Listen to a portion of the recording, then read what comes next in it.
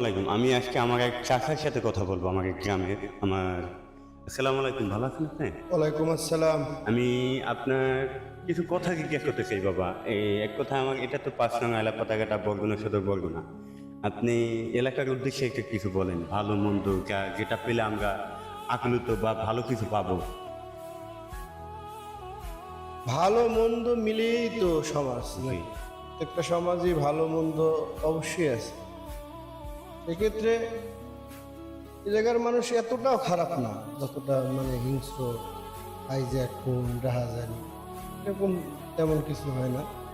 তো মাদক একটু আছে, কিন্তু কম বেশি তো এটা তো সব জায়গায় প্রচলিত, কিন্তু এই জায়গায় মোটামুটি আর কি আছে, খারাপ না। আমরা এটা বলতে চাই, যেমন আমাদের বরগুনা সব জেলাতে গেলে আমরা দেখি যে একটা জেলার উন্নতি বা আমরা চলার ক্ষেত্রে আমরা প্রতিদিন আনি, প্রতিদিন আয় করে প্রতিদিন খাই, তাহলে আপনার বাজে না। যারা প্রতিদিন আয় না করতে পারে তাদের কি অবস্থা হয় বা এরকম।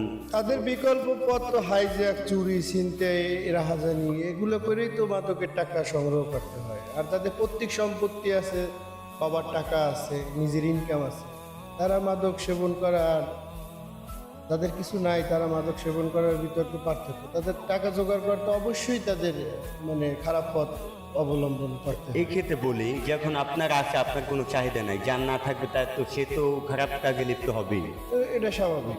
এখন আমরা চাই যে এই বরগুনাটা একটা মাদকমুক্ত এলাকা হোক, আপনার সমাজ ভালো হোক, আপনার সন্তান স্কুলে আসবে ভালো মতন, যেন বাড়িতে ফিরতে পারে। যেমন আমরা বলি, আপনি যখনই বাসা থেকে বাজারে যাবেন, দ্বিতীয়বার বাড়িতে ব্যাক করবেন কিনা তার কোনো সিকিউরিটি আছে কিনা আপনি বলতে পারেন কিনা। এক্ষেত্রে বলি মানে এই এটা এককভাবে কিছুই হয় না, এটা সবাই সম্মিলিতভাবে যদি সবাই এগিয়ে আসে তাহলে মাদক নির্মূল করা সম্ভব। এখন আপনি ক্রাই করলে দোষ না আমি সেবন করলে দোষ? আমি মনে করি গাছ যদি না থাকে তাহলে তো ঔষধও থাকবে না। And আমরা চাই এইটা যে আপনার ছেলে প্রতিদিন বাজারে যারা সেবন করে, যারা সেবন করে তারা যদি না পায় তাহলে তো আর সেবন করার কোনো যুক্তিকতাই নেই, কিন্তু যারা বিক্রি করে তাদের উপর কঠোর ব্যবস্থা নেওয়া হয়। আচ্ছা, ওটা না হয় বাদ দিলাম। আমি এলাকার হিসাবে বা আপনার চাষে বাড়ি হিসাবে একটা কথা বলি, যেমন আমরা চাই প্রতিদিন আপনার সন্তান স্কুলে আসবে, ভালো মতন পড়ালেখা করবে, ভালো মতন বাড়িতে ফিরবে। এখন যদি এই জায়গায় আপনি দেখেন আপনার সন্তান স্কুল আসার পরে বাড়িতে যাইতে আসে না, সেক্ষেত্রে আপনি কি বলতে পারেন?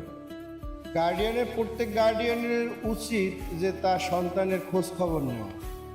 স্কুল চলাকালীন অবস্থায় তার মাসে অন্তত ৩-৪ বার স্কুলে যোগাযোগ করা উচিত, যে ওই তার ছেলে, তার সন্তান ও সঠিক মতন স্কুলে আসে না ও স্কুলের নামে অন্য কোথাও ফাঁকিবাজি করে। এটা টিচার না, এটা এ জায়গায় অভিভাবকদেরও অনেক করণীয় আছে। এরা যদি খোঁজ খবর না দিয়ে রাস্তায় সাইডে দেয়, তার সে বাচ্চা তো মানে খারাপ হবেই স্বাভাবিক। ধন্যবাদ আপনাকে, ভালো থাকবে সবাই। সবই তো শুনলেন, এখন বাকি মতামতটা আপনারাই বলবেন। আল্লাহ হাফেজ, ভালো থাকবেন।